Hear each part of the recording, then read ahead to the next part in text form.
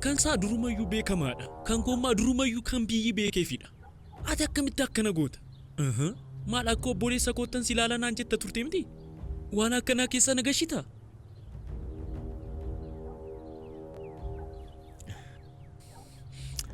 Chuchu,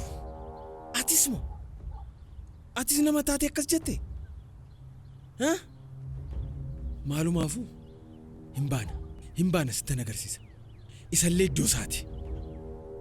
Nattis quufse miti. Ati garuun saalfattuyi. Dhimma keetiin kana keessa seeni bara. Chuchu irra deebi'ee dhiifama si gaafadha.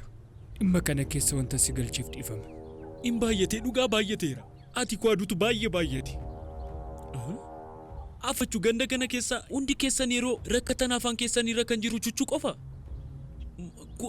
Kolfuus bashannanus yeroo barbaaddanis Chuchu. Tole anis bashannanu kolfuu yeroo barbaadu. Namni tokko hin jiru. Isa dhiisi. Maali waan baay'ee dubbachuun hin barbaachisu. Isi haafu. Ani waan baay'ee of keessatti qabadheera. Harmee maaloo yoon dhufu nan miica. Tole. Garuu yeroodhaan kottu har'as akka hin barfanne. Tole.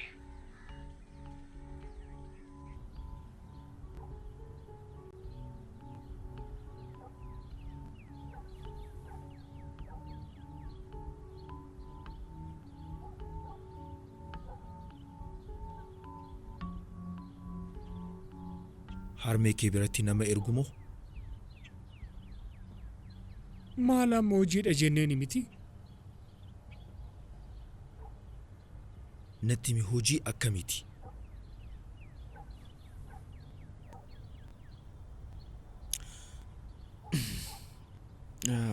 Qodaa wayiitu jira.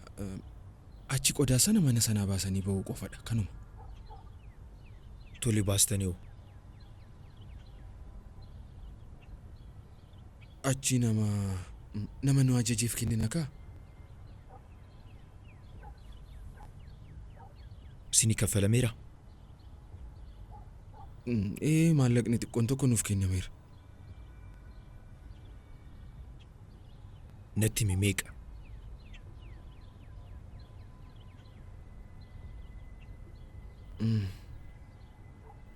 Kuma 50.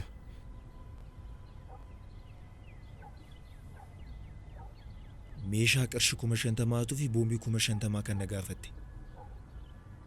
Afachuu obboleessoo maaliif na dhiphifta? Ani dhugaa jiruun sitti hime.